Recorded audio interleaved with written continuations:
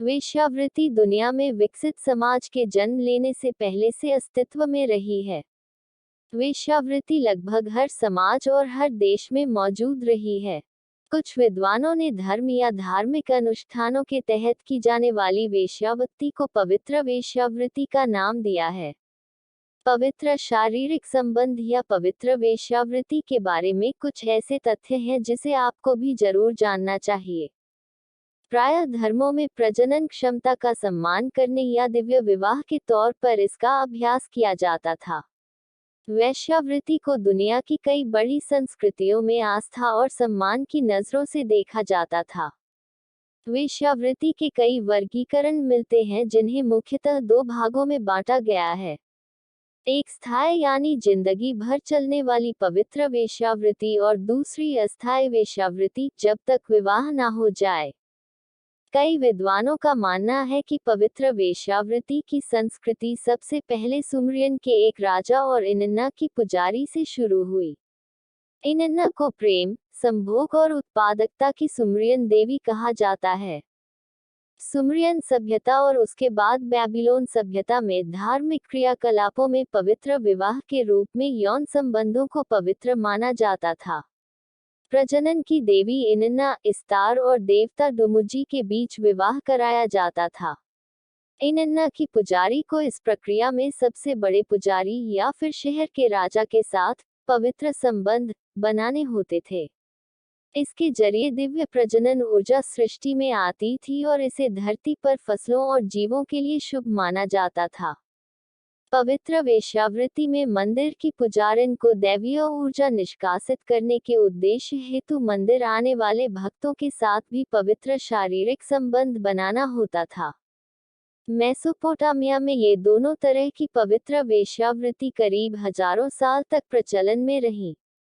एक ग्रीक इतिहासकार हेरोडोट्स के मुताबिक बेबीलोन की हर एक महिला को इश्तार, इनन्ना के मंदिर में जाना होता था और अगर कोई भी पुरुष उनसे शारीरिक संबंध बनाने के लिए निवेदन करता तो उन्हें स्वीकार करना पड़ता था। इस धार्मिक अनुष्ठान के बाद भक्त महिला को मंदिर में दान करने के लिए पैसे देता था। हालांकि कई विद्वानों में इस बात को लेकर मतभेद है कि यह इसी रूप में अस्तित्व में था या नहीं। ग्रीस। पवित्र वेश्यावृत्ति ग्रीस में भी अस्तित्व में थी। एफ्रोडाइट के मंदिर में कोरिंथ में बड़ी संख्या में महिला सेविकाएं होती थीं। उन्हें पवित्र दरबार में पवित्र वेश्यावृत्ति के लिए रखा जाता था। यूनानी दुनिया में पवित्र सेक्स। ग्रीक सभ्यता से प्रभावित देशों साइप्रस, सिसिली, पोंट साम्राज्य और कप्पोडोसिया में भी पवित्र वेश्यावृत्ति की अवधारणा ने जन्म लिया। यहाँ के मंदिरों में वेश्याओं की अच्छी खासी संख्या होती थी। पवित्र दरबार में वेश्याओं के साथ पवित्र शारीरिक संबंध बनाए जाने की प्रथा थी। प्राचीन भारत में पवित्र वेश्यावृत्ति। प्राचीन भारत के कुछ हिस्सों में पवित्र वेश्यावृत्ति की शुरुआत बड़े ही अनोखे ढंग से हुई। शहर की सभी स्त्रियां नगरवधू यानी नगर की दुल्हन के खिताब के लिए प्रतियोगिता में हिस्सा लेती थीं। सबसे खूबसूरत महिला को राजा के द्वारा चुना जाता था और उसे एक देवी की तरह सम्मान दिया जाता था। उसके बाद नगरवधू एक दरबारी के तौर पर अपनी सेवाएं देती थी। उसके एक रात के नृत्य की कीमत बहुत ही ऊंची होती थी। नगरवधुओं का नृत्य का आनंद केवल राजाओं, राजकुमारियों और देवताओं की पहुंच तक ही सीमित होता था।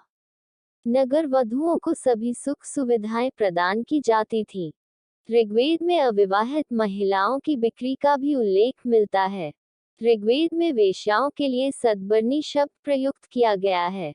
वैदिक काल में अधिकतर वेश्याएं लाल रंग के वस्त्र धारण करती थीं। यहाँ तक कि उनके आभूषण भी लाल रंग के होते थे। मैथुन एक संस्कृत शब्द है जिसका मतलब होता है सेक्सुअल यूनियन। ये तंत्र का मुख्य हिस्सा है जिसे पंचमकर, महाभूत और तत्वचक्र कहा जाता है। मैथुन पुरुष और स्त्री के बीच दैवीय एकता का प्रतीक है। इस प्रक्रिया में महिला शक्ति और पुरुष शिव बनने की ओर अग्रसर हो जाते हैं। हालांकि यह तब तक पाप है जब तक कि इससे आध्यात्मिक अभ्युदय की प्राप्ति नहीं होती हो। दक्षिण भारत में देवदासी प्रथा और उत्तर भारत में मुखीस होती थी। इन नर्तकियों को प्रार्थना के समय मौजूद रहना आवश्यक होता था।